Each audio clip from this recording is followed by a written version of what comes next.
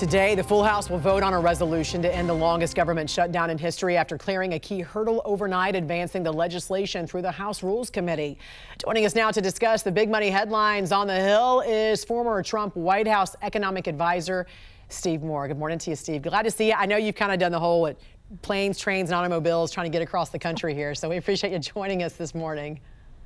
It is chaos. You know, I have to say, I've been traveling for the last week, and I'd say, you know, you go to the airports, it's canceled, canceled, canceled, or delayed, delayed, delayed. The people are sleeping out at the airports. It's getting worse every day. So thank God this stupid shutdown looks like it's finally going to be over. But I saw the FAA said that the flight problems are going to continue probably for another couple of weeks. It may affect Thanksgiving travel, God forbid, when everybody's on the road. I think it will. But you know, you asked the question, Jan. What did they even accomplish with this shutdown? I mean, it was basically they're right back where they started, and it was as you said, the longest shutdown we've had, I think, maybe in American history. I've lived through a lot of these, but it was all for nothing, and it caused a lot of panic. It caused a lot of turmoil. It cost the economy billions of dollars. So shame on both parties for allowing this to happen. Do you think it's going to be all GOP and no Democrats in the House voting? Because, I mean, that's what Hakeem Jeffries would have you believe at this point. You know, I assume that this vote will go forward very soon and we'll get things reopened, but you never know. I mean, there is so much clash between the two parties right now. You know, there was a funny, you know, cartoon in the papers yesterday that really summarized it, where the Democrats are saying, oh my gosh, people are starving to death because of this shutdown and they're not getting their food stamps. And then the next frame, they say, how dare, you know, the Democrats agree to reopen the economy? I mean, well, which is it? So look, these are things, important issues to fight over. I mean, the basic issue that this really came down to was, what are we going to do about our healthcare system? I got to tell you, Jan, these costs are out of control. We just got our statement from our insurance company. Our insurance costs are going to go up 14% next year. A lot of people are looking at 20% increases in their healthcare premiums. Remember, we passed the Affordable Care Act. I would not say healthcare is very affordable today.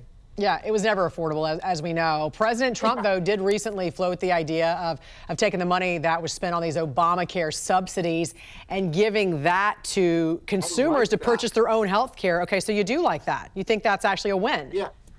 Yeah, let me give you a little of the math on that. So, you know, the average family is paying $35,000 a year for health insurance. Now, some of that comes from the employer. Some of it comes out of the paycheck of the employees. But imagine with $35,000, you could get a catastrophic health insurance plan that would cover you for, you know, if you had a cancer or you got in a serious injury or had a chronic disease. That's why you want insurance, to protect against those, you know, those rare but expensive events. And then people could either have like a health savings account, and they could just pay right out of their health savings account for the routine expenditure. It's so interesting to me, Jan, as an economist, that the only area in the economy where we as American consumers don't ask what things cost isn't healthcare, because nobody knows the price of any of this stuff. It's almost like you don't want to know, and that's the problem.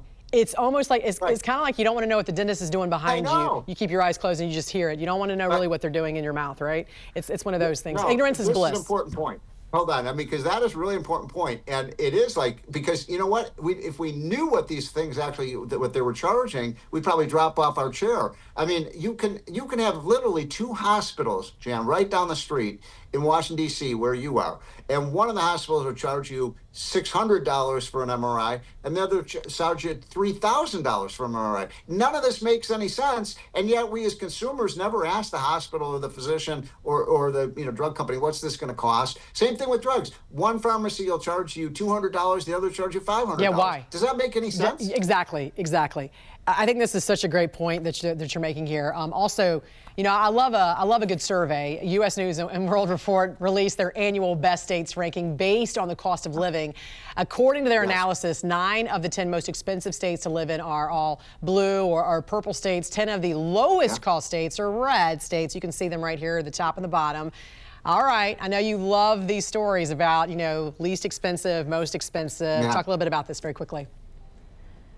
Well, look, people are really angry about the cost of things, everything from housing to healthcare, as we were talking about, things like groceries, gasoline. You know, when I've been to some of those least expensive states recently. I was in Oklahoma; they're paying $2.49 a gallon for gasoline. You go to Massachusetts, they're paying $4 a gallon for gasoline. Or California, they still pay $4.50. So, if you're concerned about the cost of living, as we all do, the states that tend to be red states have lower cost of living because they don't have high taxes, they don't have rent control, they don't have all these policies, they don't have green energy mandates that drive up the cost of electricity. So that's a good list. By the way, the 10 states with the lowest cost of living, every one of them is in a red state. Yep. 9 out of the 10 of the most expensive ones are in blue states, including the state I live in, Maryland. It sure is. All right, former White House economic advisor Steve Moore, glad you're back here from Chicago, our old stopping grounds. Good to see you. I hope I get back. I hope I get back. Oh, you're still there. I don't know with the flights today. Oh.